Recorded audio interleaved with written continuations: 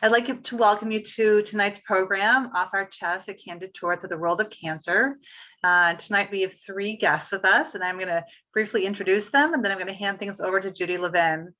But just briefly, John Marshall is a medical oncologist and a professor at Georgetown University, and he is an internationally recognized expert in gastrointestinal cancers and the development of new treatments for cancer.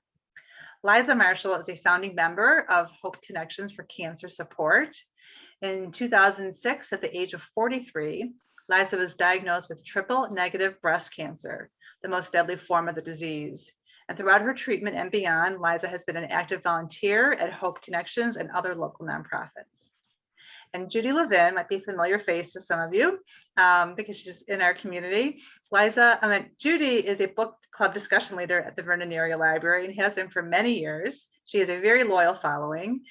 She's been a book reviewer and a book discussion facilitator for over 35 years and currently leads 30 book clubs in the Chicagoland area. So welcome, Liza and John. Welcome, Judy. And Judy, I'm going to turn things over to you. Okay, thank you, Roz. It's nice to see that there are a good number of people watching and listening tonight and participating. That was a lovely introduction. Thank you, Roz, for that. And I have one more thank you that I want to add to that. I want to thank Andy Kenny of Deerfield. I see Liza and John both giving her thank yous. She's the one who connected Liza and John to me originally a year ago, I think already it is. And I just told her I wanted to give her a shout out that Andy is a good friend, met both of you at Duke University. And I know she's online and I know she brought many people to watch tonight as well. So thank you for that. So, and thank you, Roz, for agreeing to do this program at the library. I think it's the perfect place for this to be tonight. So she gave you all your kind of kudos, you know, your little short bio resume thing. I want to add John and Liza, doctor, patient, husband, wife, co-authors of this amazingly open, honest, helpful, hopeful, and ultimately life-affirming book, which is not something I thought I would be able to say when I saw what the subtitle of the book was and the word cancer was prominently displayed. So I want to thank you for that. It's absolutely my pleasure and privilege to introduce you both to all the people online from the library and the community tonight. While you take us on this tour, I just love your choices of words in this book and saying that you're taking us on a tour through the world of cancer made it sound like join us, let's have a good time together. Yes, like join us on this tour. The fact that you're both sitting there looking great in front of us and smiling, I think that's the good part of that's why we can even read this book. The story begins in November of 2006, and here we are 15 plus years later. So that's why I said it's this really hopeful, helpful, life-affirming story. But we're gonna take you back there, and I know you both are very comfortable talking about this and have done it many, many times, and will share with us your passion for this book and for talking about it with so many people this past year since it came out.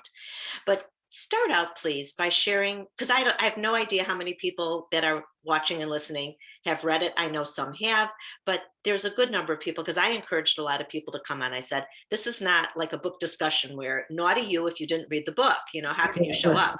I said, no, come listen. Hopefully you'll want to read the book or now listen to it afterwards, but come just to meet these two amazing people. So help encourage people and tell us what your inspiration was and your intentions when you started out writing, just thinking about the possibility of writing this book. Yeah, well, thank you, Judy, so much for doing this, and Roz for having us, and also our shout out to Andy for being the catalyst for all of this. And she's a wonderful friend, and I think we have several other friends from our Duke days on here as well. So thank you for all of that, and to everybody who's on today. So yeah, let me, I guess, inspiration. This isn't, you know, I wasn't diagnosed with breast cancer and immediately thought, you know, we need to write a book about this. And in fact, I'm one of probably the few people that didn't even keep a blog. I know a lot of my contemporaries, contemporaries in treatment at that time did, but we have a very good friend who had read an article that was written about us in 2013. And she she is a writer, she's an editor, and she said, I think you all bring a unique perspective to this in that not only was John an oncologist, but he had actually been quite outspoken about the fact that he had this he's a gastrointestinal oncologist, and he had a resentment of how successful the breast cancer movement had been and how his patients didn't have the same kind of advocacy and research funding. And so there was this sort of, pre-made dramatic tension in our story just because of that. You are so nice to have gotten cancer to relieve that. Right. So, so she was really, I refer to her many times as our muse. She really not only gave us the idea for writing the book but then held our hands all the way through the writing, edited us, each chapter as we went, and then helped us compile it all. You asked the second question. But we were so lucky to have all we had, that part of our why we did it was maybe it could be help to others, a how-to on some level, although we thought about and still do about is it a how-to or not.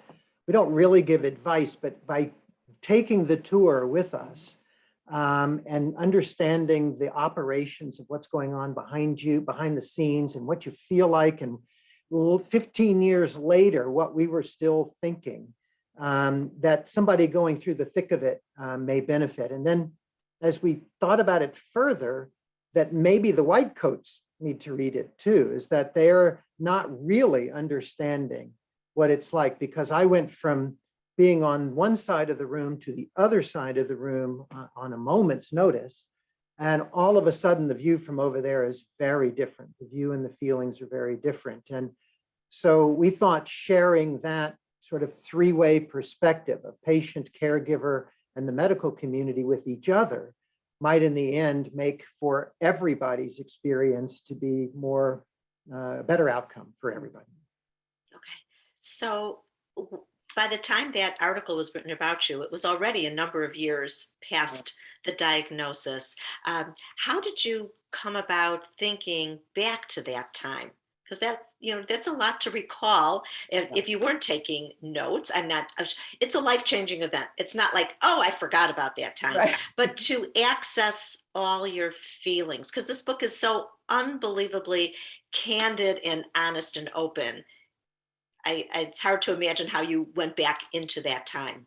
Well, and that was a real concern for me when we went to start writing this. I thought, I'm never going to be able to remember this. And I didn't keep a journal. So not only not a blog, but John took notes during our meetings with doctors. So I had that.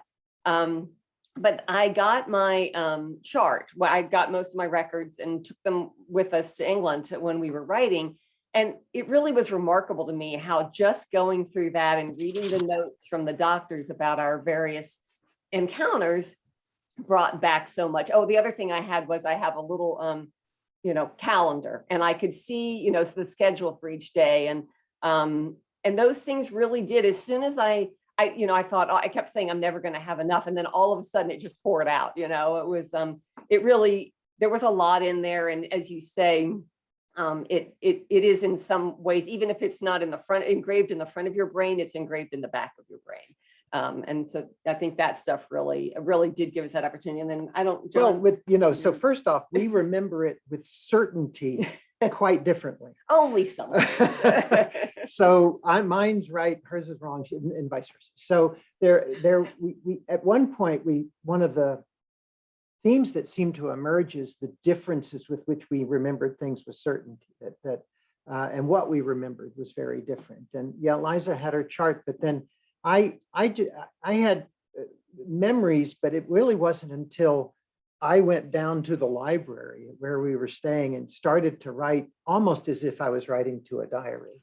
And things did just come back, things I was feeling and things that I've witnessed with others that resonated with some of the things that we felt and the like. And so, as some of our audience will know about me, I'm not a real fact-oriented person. So it was more of a, where the details mattered to you and to have it right, it didn't really matter to me. It was more how I was feeling and what I was thinking at the time and the reaction. And as part of the rationale for the title was that it took 15 years for us to even be able to go there. because it needed the time to pass, because a lot of what we were thinking was pretty hard. I think if we had done it right after, for one, we didn't have the time or the bandwidth or really the understanding of what we were going through. So time had to pass, but we needed the security of that time to be able to share some of these things.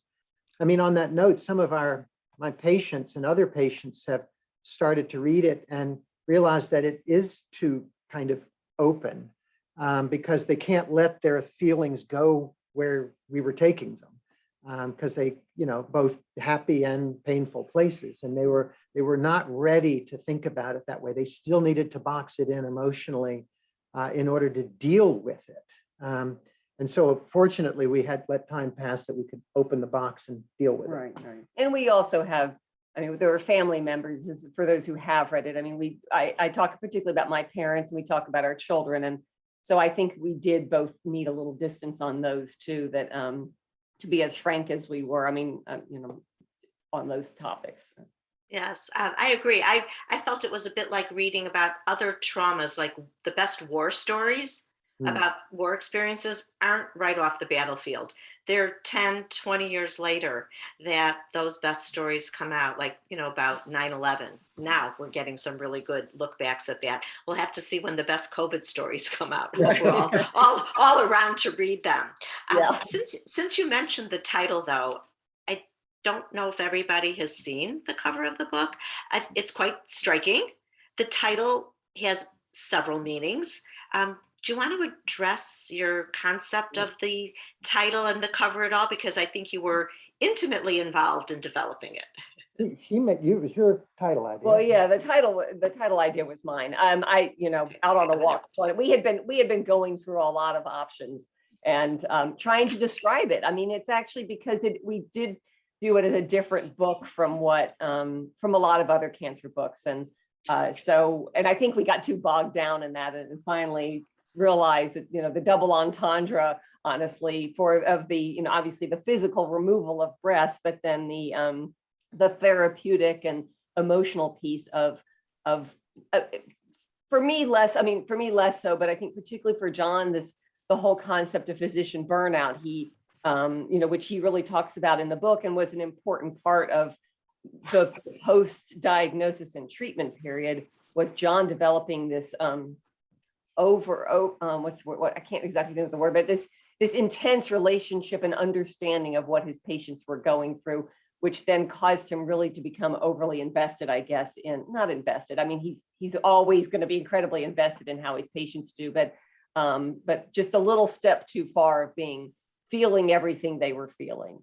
And then the cover, the publisher sent us several versions, and again, we were like, no, we don't want a pink ribbon on it. John has always, breast cancer makes John very unhappy. He hates October, we can't do that. And I will say he first said, honestly, breast cancer sells books, which is, and again, but that sort of goes back to where we are, right? I mean, that is the power that the breast cancer movement has, which is a wonderful thing in many ways. But the tatteredness of the ribbon really, I think, reflects, I would say, sort of, I think, three areas. It reflects the patient, the breast cancer patient, what happens to them. They get pretty beaten up in the process. What happened to John, what happens to a caregiver in this process, and John specifically, and then as a physician as well. And then I think a reflection a little bit on where the breast cancer movement and the fact that in some ways it has lost its way, has become sort of, its own icon, and maybe not as focused as much on the advancing of treatment as making sure that everything is branded with a pink ribbon. Yeah, I mean, I started from we don't have a cure. We don't even have a race for the cure. That was one of my first jokes that I would play. And then I'm most famous in the oncologic community for my brown ribbon jokes, because I'm a colon cancer doc.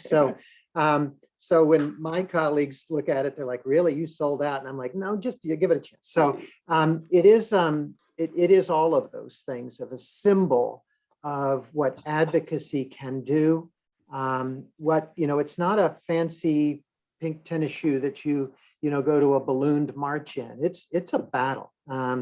and no one leaves it the same. You don't leave shiny and new. You leave tired and tattered on some level. And so that's part of the tour. That's what you look like after the tour. Right. Yeah, but it's very striking, and I love the double and triple entendres with everything. It works in every single way. So you both used some expressions that I think are very apropos to what you were doing in this book. The kind of what to expect type of thing, the very detailed parts. And I have to say your personalities come out beautifully in the way that you each wrote your sections. And I understand that you each wrote separately and didn't like vet as you went along. It was when the process was done, which I really have to congratulate you on that, because other pairs who have written, they all have different ways of doing it. And I think your authentic voices stay intact throughout the entire book, which is really nice. And your different senses of humor, your different turns of phrases. And Liza, you expressed at one point this being kind of a like what to expect type of book, like almost as a guide. And I've been wondering if you've actually had people that called upon your advice and guidance, like, well, you made it through, look at you, what can you do to help me? And so that's your half of this question. And John, you kind of you said it a little bit before about like pulling back the curtain, like what's behind there for the white coats, for the doctors to see a different way of approaching their patients now that you've been, I'm not even going to say on both sides, because you've been like through the middle too, both sides in the middle. You've been dipped in this and you live in it every day. If you feel a certain sense of responsibility or being called upon to guide others. So I'm just kind of asking you about how you feel in that position now, especially with this book here. Okay, you wrote it down, now what? We've sort of always been in that position, I think, because well, I for several reasons. I mean, I think one of them is when somebody gets a cancer diagnosis, they think of anybody they can that would know something. And so so even before I was diagnosed, of course, I was married. To get in touch with John, you had to do it through me. Not for other patients, but people at school and that kind of thing. And so we always joke. Except at church, they just come right up and ask. Yeah, church, right. Well, that's what church is all about.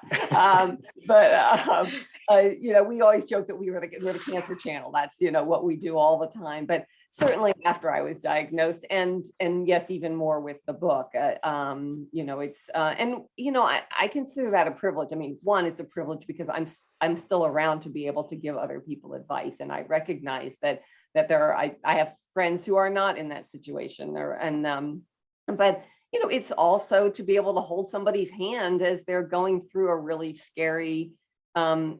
And there are a few people that can understand that feeling of not having any idea what is going on and what you should do next. So to be able to do that, I think is really is something that I really treasure. Yeah, I mean, I thought before this that I was the best doctor ever. And I think most doctors sort of do in some level. I think you're supposed to, like pilots, doctors, you're supposed to think you're the best one ever. But this experience really changed me in that way and gave me as I said, a perspective that dragged me emotionally too close in the end. So the way I used to think about cancer patient objectivity was that they're supposed to be over there and you're supposed to be over here to be a good objective advisor, right? And but all the way, I always thought of it like a half wall where I stood there and they stood there, but I could shake their hand and I could give them a hug, but they stayed over there and I stayed over here. And then, but really with Liza's diagnosis and our experience, I couldn't find the wall anymore. I mean, there was no separation. And added to that is that in my world of colorectal cancer, there were a lot more people young people getting colon cancer, still an unexplained phenomenon. And so, I was taking care of 20 and 30 and 40-year-olds, people with young children, our children's age, and who didn't have the kind of outcomes that breast cancer has. And so it was becoming increasingly emotional for me to take care of the patients. And so anything we could do as the Cancer Channel to make that better for whoever else was next to run the gauntlet, felt right. It felt an obligation. I think we did feel an obligation, a responsibility. I always joke that if we were, high-end, some kind of lawyers, they wouldn't, we could charge them for that. A lot of this was free. And so, but it was still, having that insider knowledge. How do you work it? Who do you need to call? What do you make? We need to make sure we knew it all.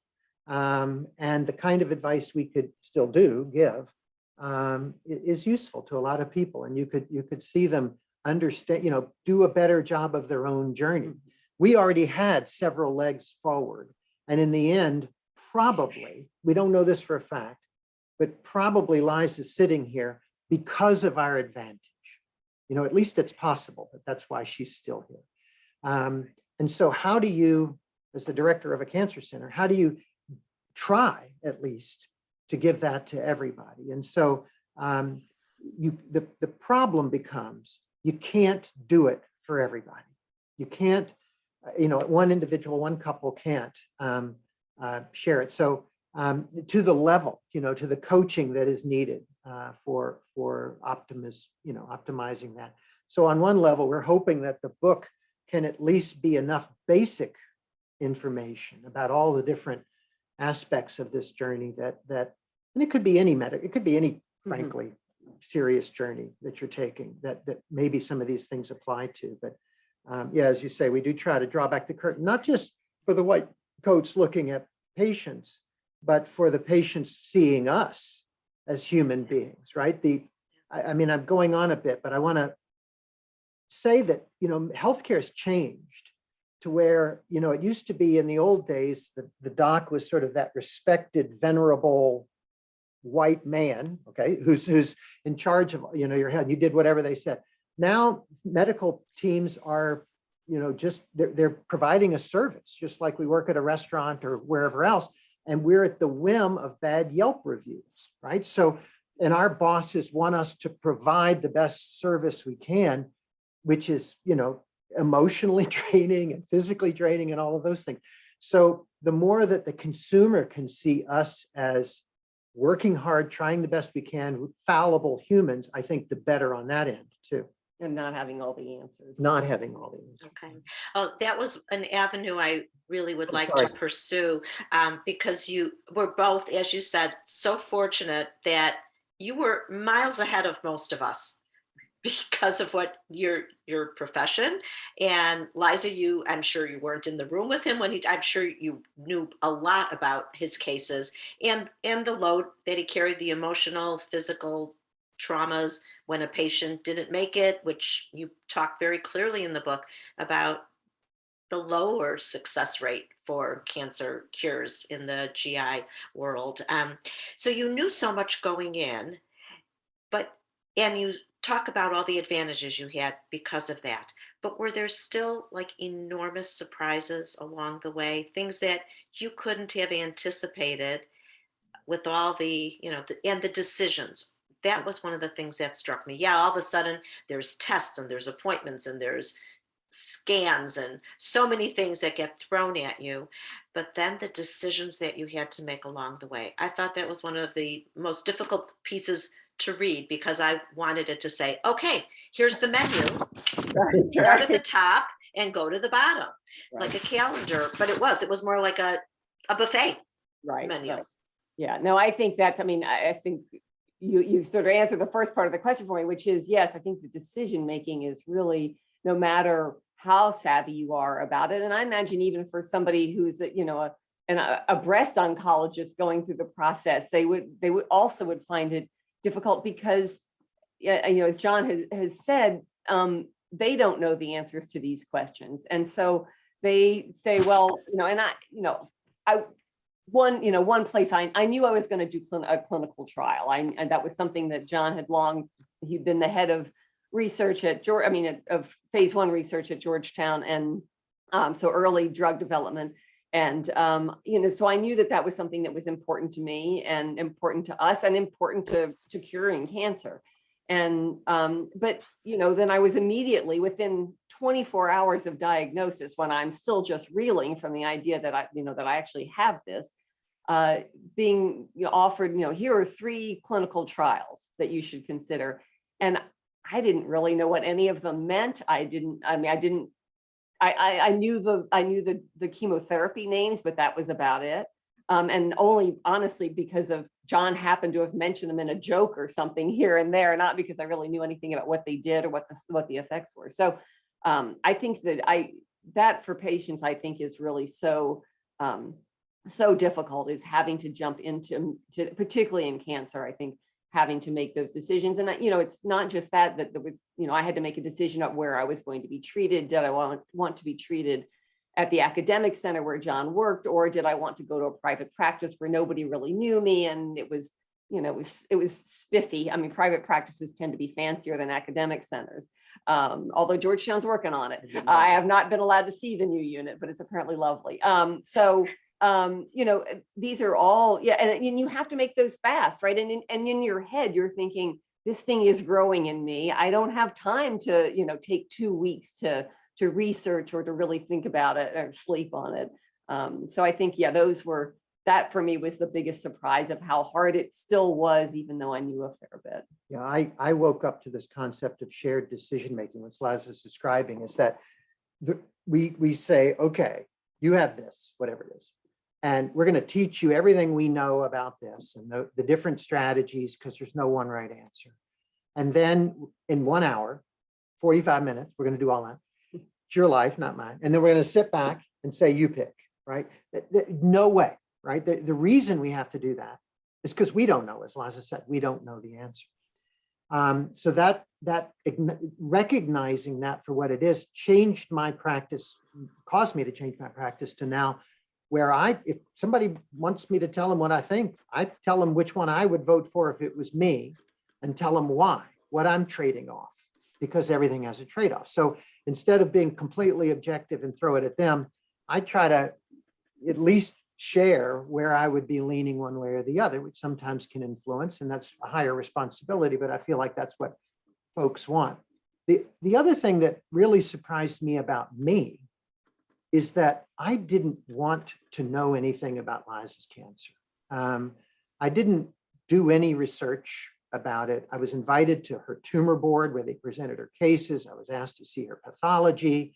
I could have called the head of the clinical trial that she went on and asked why those arms, why, what was the rationale, what was going on in the room when you all decided to design that clinical trial. And I didn't. And I didn't because honestly, every time I thought about it, I would go to dark places. It was better for me just to assume my role as, caregiver and note taker and try and leave it to Liza's decision. Because honestly, I didn't want that, the weight. But then I kept thinking about all of my patients who it's DC, be like Chicago. They want to know everything. They want to study, go on the net. They want to figure out and make the best choice they can make. But there's always that subgroup of people that are like, you know what, doc, tell me what you want me to do, I'll do it. And we're put off by that in Washington, at least, because that makes us uncomfortable. But now I totally understand that person who says, just tell me what you want me to do. You're good. Go for it. I'll do it. And because that was me. I put Liza, I trusted the people around us. I trusted the system and the infrastructure and the knowledge that was fed into all of that, and pulled out and said, we're going to do what they say, but I'll be there as your pit crew. So that's an okay thing to be, in my opinion, now, where before I was sort of, anyway, they're in now. Yeah. Okay. Those are great answers. Those are the parts where I thought you really humanized this and you made it feel like I'm sitting in the chair needing to make the decisions, looking across at the physicians. And I thought it was just monumentally impossible, but you just had to do it. Friends and family support system.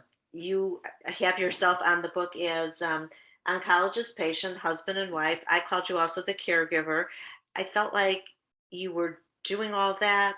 Liza, I can't imagine how much you were still doing. It was like, I felt like you took a day off here and there. The day when you had to sit and actually get the treatments in your veins, you couldn't do much. Other than that, it seemed like you were really still on as wife, mother, daughter, friend, all of that. Obviously, there's other people around you. Your kids, they were young, and just take a moment or two how you dealt with that, because that's a tough one.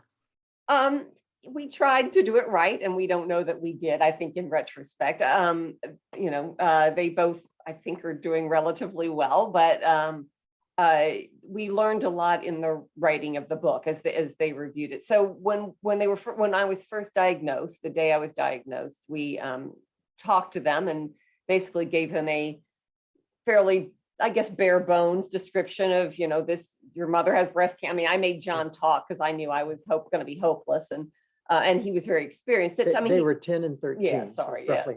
yeah. And they both sort of seemed to take it in stride, and they were, we didn't think we were keeping secrets at home. We tried not to talk behind closed doors, but I don't think they didn't ask questions. They didn't really try to intrude on any conversation if they thought there was something going on. They both kind of, I think, went their own directions, and to a certain extent. So when we wrote the book and they read it, they both had reactions that we weren't expecting, which was more of a, we really didn't know what was going on, and maybe we should have acknowledged to ourselves more of what was happening in our family. And as I say, I mean, in the long run, I think they're both okay. But we joke that our son, for some reason, decided to take the book on his honeymoon in August, and his wife said to him, "I don't know why you brought that," but and he said, basically, I've given it the tagline, "Read it and weep," because for him it was very cathartic. So that's both maybe the fact that he was crying on his honeymoon wasn't great, but the catharsis piece of it, I think, has some value, and our daughter as well, I think, has felt that way. But we think we could have done a better job. I mean, we just printed or digitized all of our old home movies, right? Our own little videos, and so we started watching those. And can you imagine if, we videotaped us going through chemo and, all of those things? There might, who knows? I don't know if there's any, there might be some of you, but I mean, it's reliving it, right? And so they're now reliving it. And obviously not some of the highs of the experience, but it's still it was hard on us. And I think that was their first chance to really feel it in many ways themselves. It took all of us that much time to actually incorporate it and think it through. And well, one of the things we're now I've always preached bringing the kids in on the data. As soon as they're old enough, bring them to clinic if they're old enough on summer vacation, or, but tell one story. Don't tell the kids one story, because it's just going to create problems. So I've always been that kind of advocate. But now we're maybe thinking that there should be some formal debriefs afterwards, that, maybe at 5 years and 10 years, you kind of share your thoughts and your feelings and, as a family, and that might be good advice going forward. Well, just one piece of information I think is sort of important to all this is that John's mother died when he was 13 of non-Hodgkin's lymphoma. And so I think that informed a lot of, speaking of looking at these home movies, we were looking at John's childhood, and here was his mother. She died when she was just 40.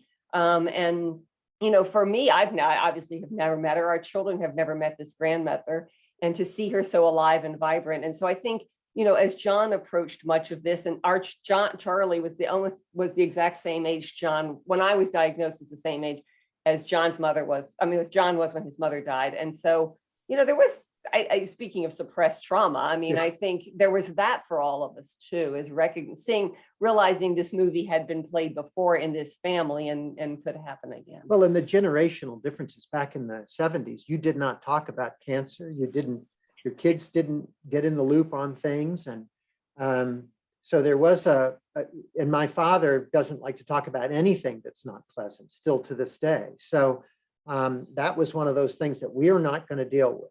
We're going to move on immediately, and we're not going to spend a lot of time. And, you know, I also go back and finding some old letters of my mom. She didn't really want to deal with it either emotionally. So this was, you know, what she was going to do and move on and go through life. And I did. I felt, you know, one of the reasons I'm an oncologist, maybe the main reason I'm an oncologist, is that experience in an attempt to, you know, sort of do it better the next time.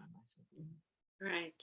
Yeah. Interesting. So when you make that reference to back then, I know that's how we all grew up. It was, if anything was said about cancer, it was the big C. You know, nobody said the entire word. It was like it would bring it down upon you immediately, like the curse from the heavens was coming. But well, I'm not even sure we're evidence that that doesn't happen. But anyway, yeah, that's true. We don't know, do we?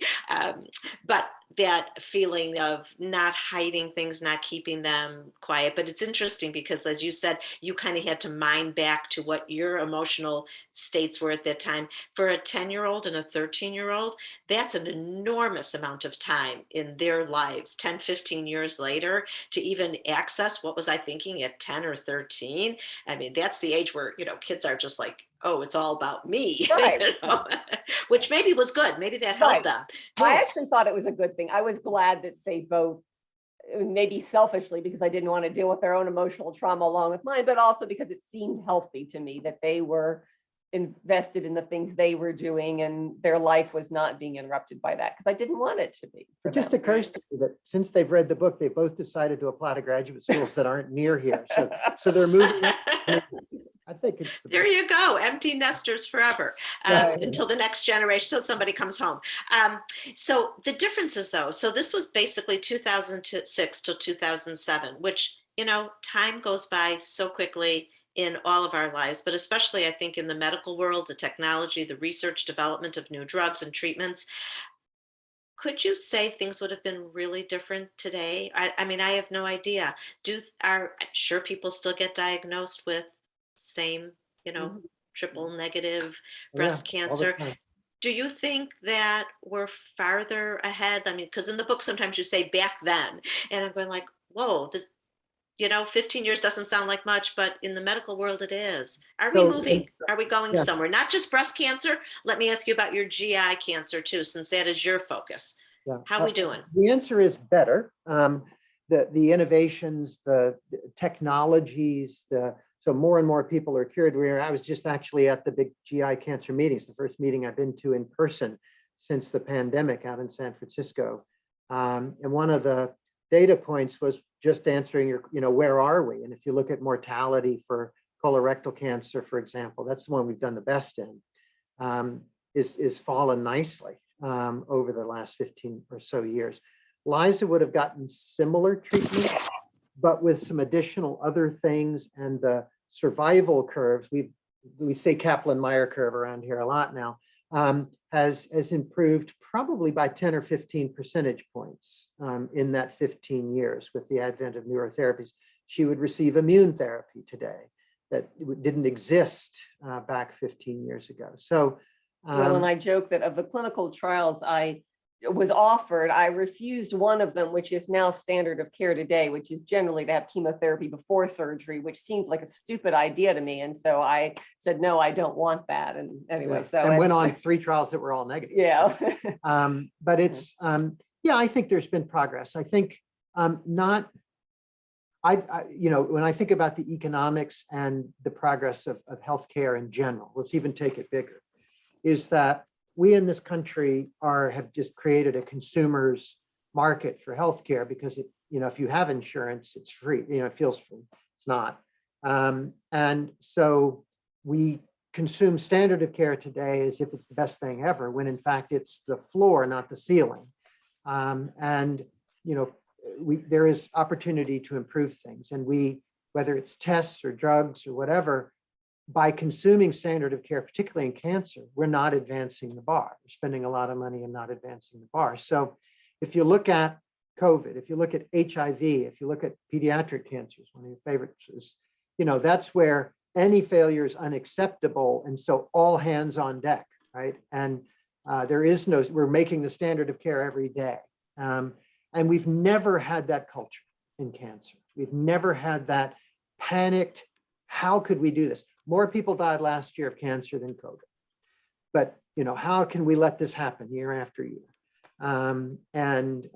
That's sort of my anger at our system, is this, failure to unite, failure to work together, whether it's the pharmaceutical industry, the government, the medical teams, and patients and advocates, with that in mind of moving the bar as quickly as we can.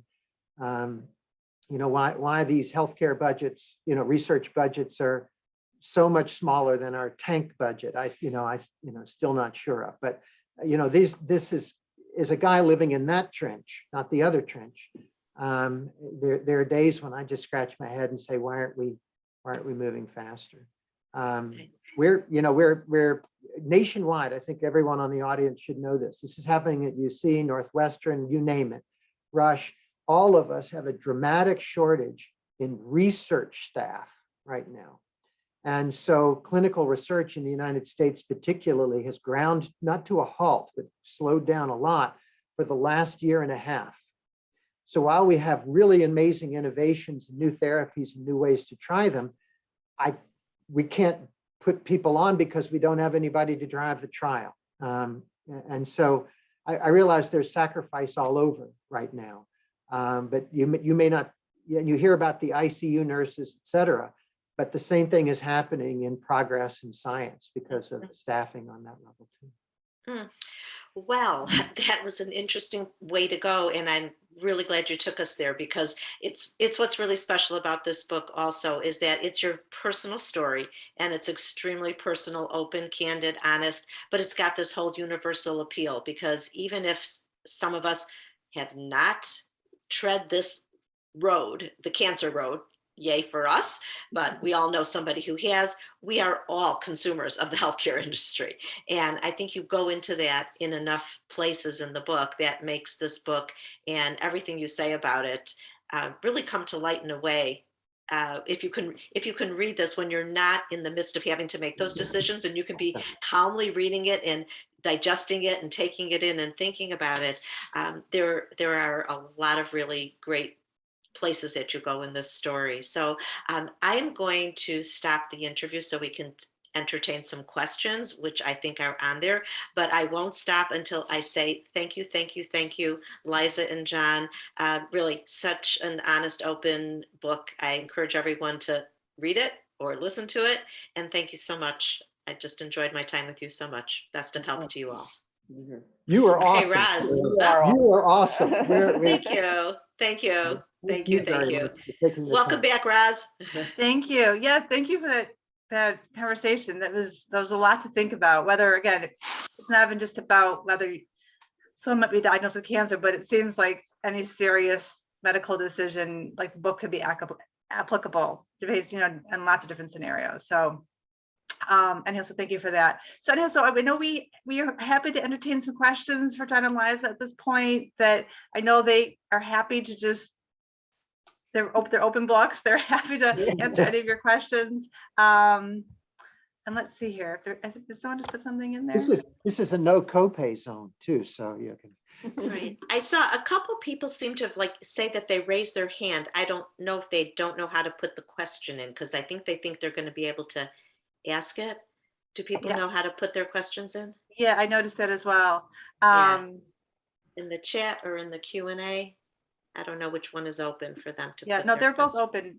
They definitely are. So, I might. Yeah, so feel free to send help. In the meantime, I know, John, Liza, here's someone actually put something in the Q&A. Let's see what they have to say here. Someone would like to know if the book is available as an audiobook. So we were just talking about that before we went live. So do you want to answer that? It is. The answer is it is. Yeah, you can get it on Amazon. I think it's the only place. I don't understand all this, but Amazon controls everything, as you may have heard.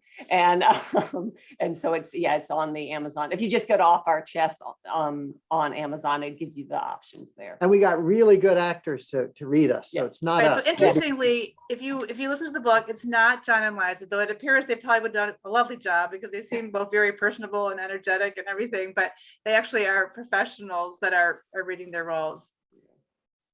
Real Yeah. actors. One of the things that is a takeaway for us, and it fits pretty nicely for this time of our history and our lives is, and it's really Liza's theme or thought, and she lives it. I struggle with it, but that is to extend grace to other people.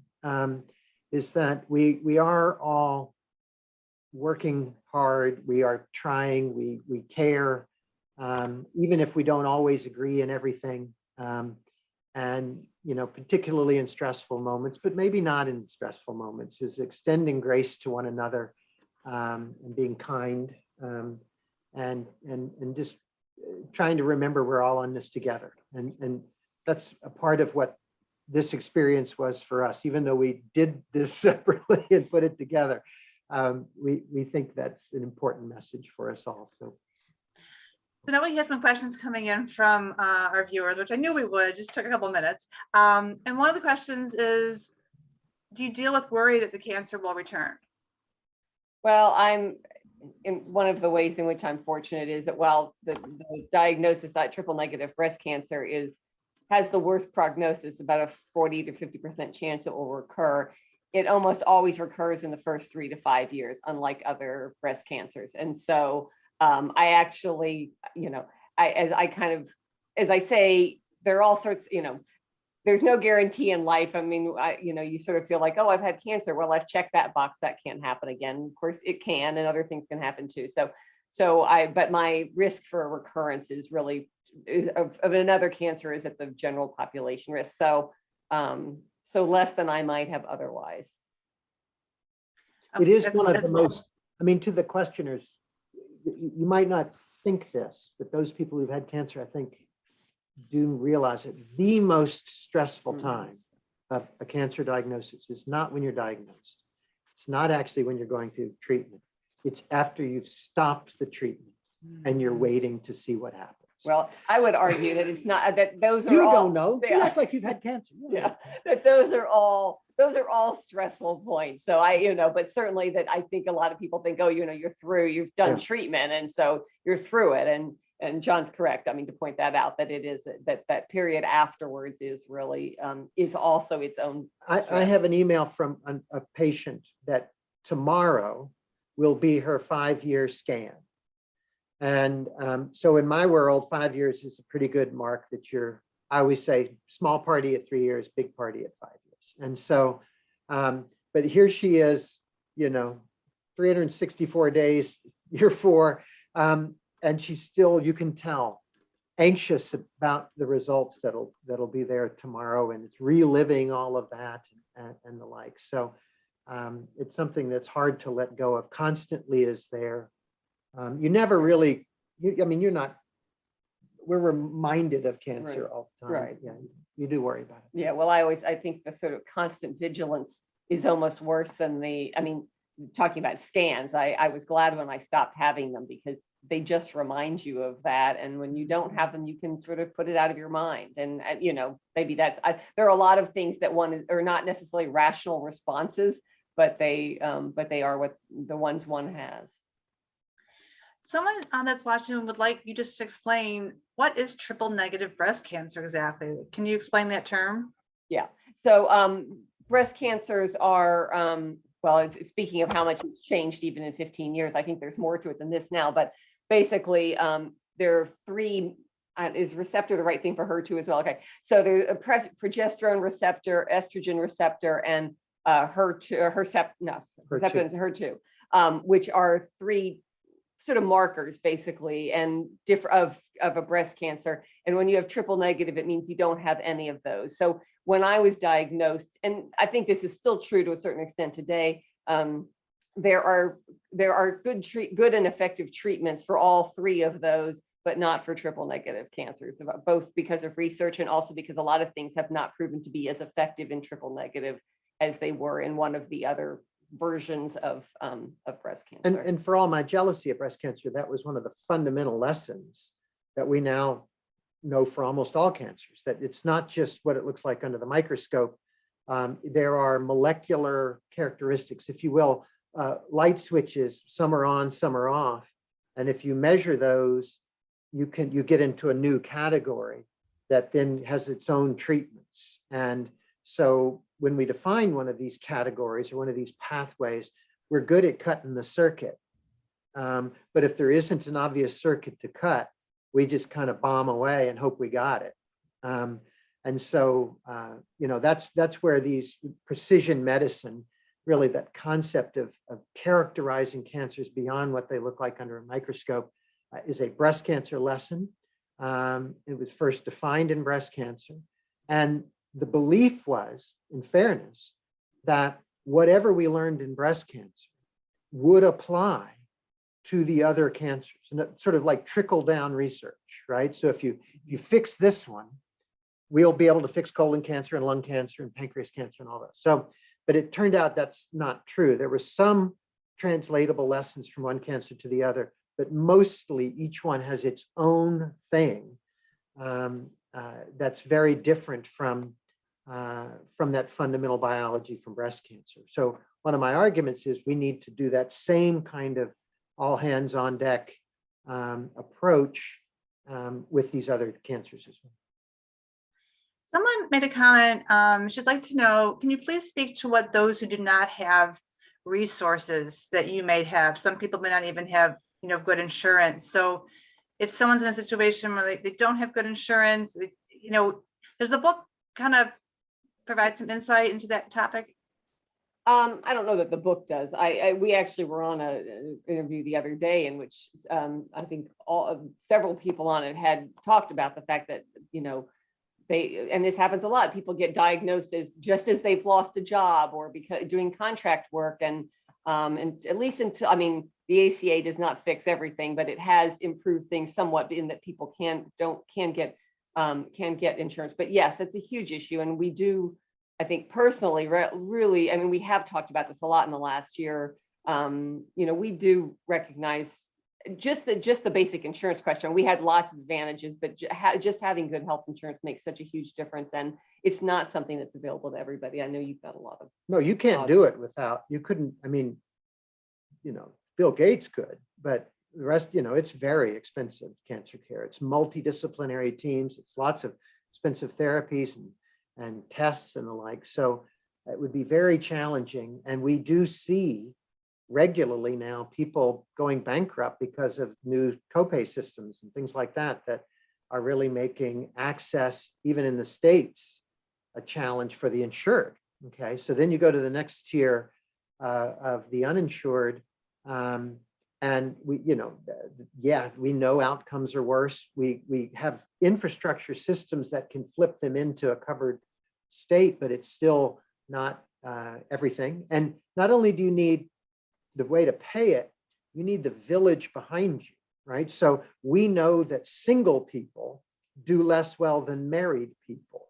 My advice is to keep having children until you have a daughter, because daughters are better than sons at this, just as a general rule, being that support person and caregiver. And then if you go bigger, only one out of every 7 on the planet, 1 in 7, has access to cancer care like you and I expect to get.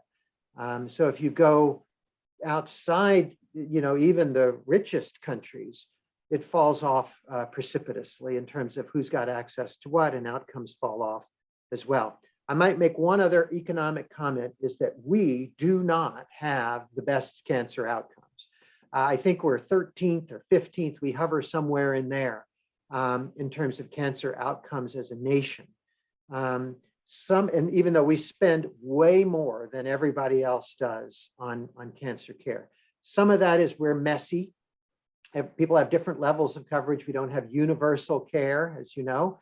And so people get disparate treatments, and it's all over the place. And rural versus city have different outcomes, because cancer care is really best done by specialists in that field.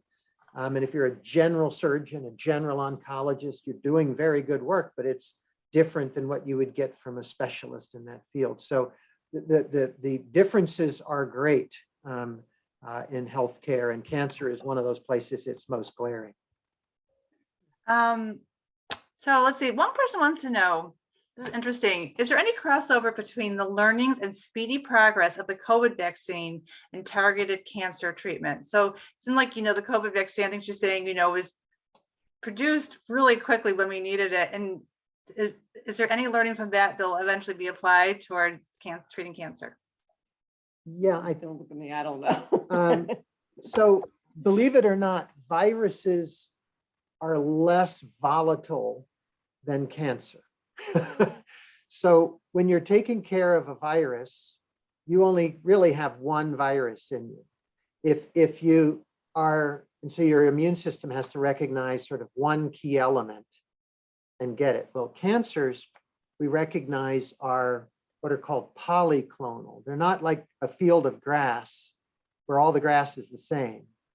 It's much more like a forest where it's all trees, but they're pine trees and elm trees and oak trees, et cetera.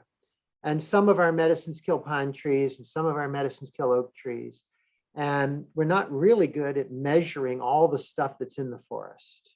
If you biopsy this part of the grove, you get one molecular profile. If you biopsy from this side of the grove, you get a different molecular profile, even though it's one tumor on the CAT scan, if that makes sense to you. So, and by their nature, they change.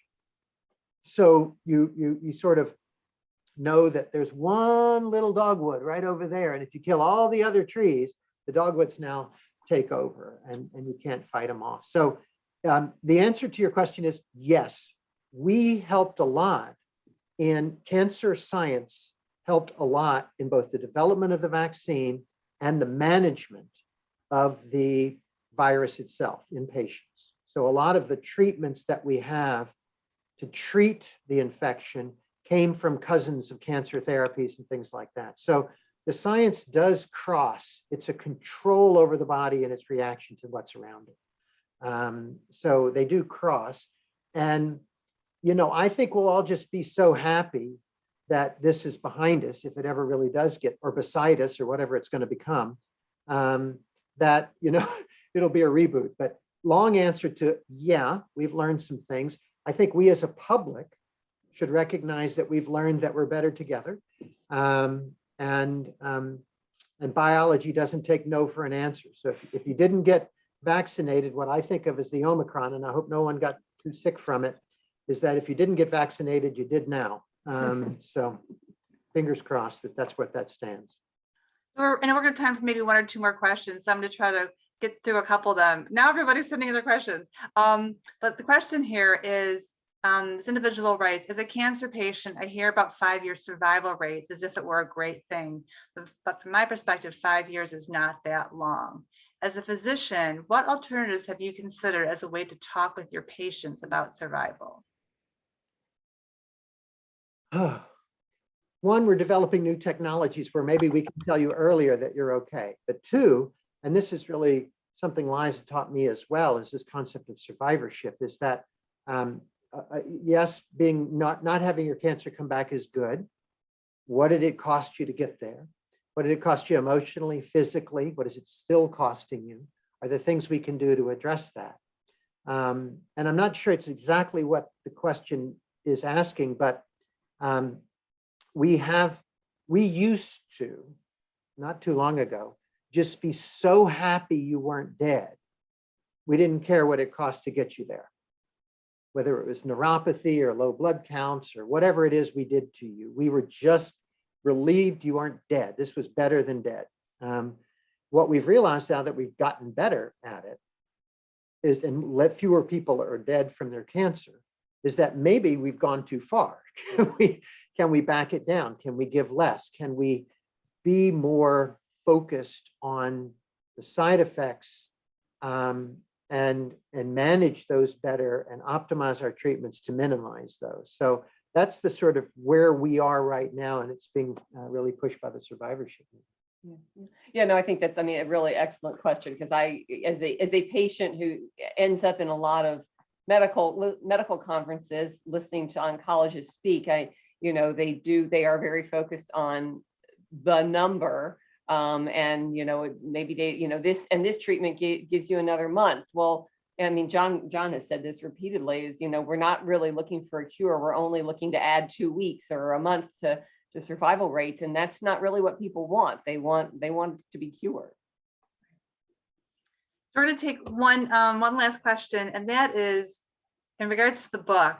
What were the greatest surprises when you were reading each other's chapters? I know what you're gonna say. You do not. Yeah. Oh no, I know what you're gonna say. Mine was, I think, well, one was just a description of me that I just didn't think was very fair about, I don't know, how controlling I am or something like that. Just told me what I was going to answer. Exactly. I was just going to say, I totally am controlling, but I didn't like that in a book. But the other one was that John said in the book, I mean, that he hoped that if I was going to die, I would die fast. And he left it in. It hurt my feelings. I mean, very, and I understood why he said it. And, again, he had been through this before, right? He watched his mother decline, and he did not want to do that again. And he didn't, that he has seen so many caregivers go through that with their loved ones, and then lose them in the end, and have lost their jobs and, given up so much of their life. And then there's that aftermath of not only having lost their loved one, but having to reconstruct their life. And so I did understand, but that was hurtful to me. Mine's not nearly as good. He wrote the good stuff. Liza gave me my first real glimpse of what it's like to be the patient, of having an IV put in, of the side effects, of people standing around you looking down at you. Because I was there, I've done it. I've been that person. But, experiencing the day-to-day, the waiting, all of that. And when I read through what she'd written for the first time, it was eye-opening, because I always think of, I think I understand my patients' days and what they're thinking and how they're feeling. But that for me was the biggest change. What did you think I was going to say? Yeah, no, I thought you were, never mind. We'll fight about it off screen. Okay. I had to come up with something different really quick. So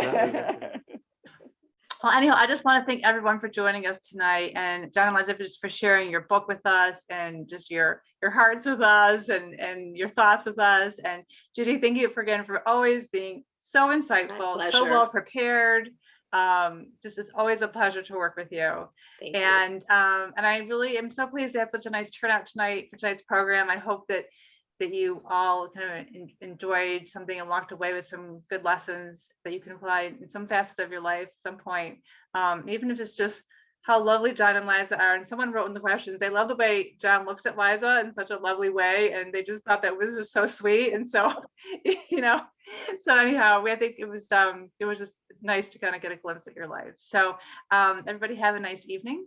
Can we give one more shout out to Andy and thank you? Hi. Thank you, Mandy. All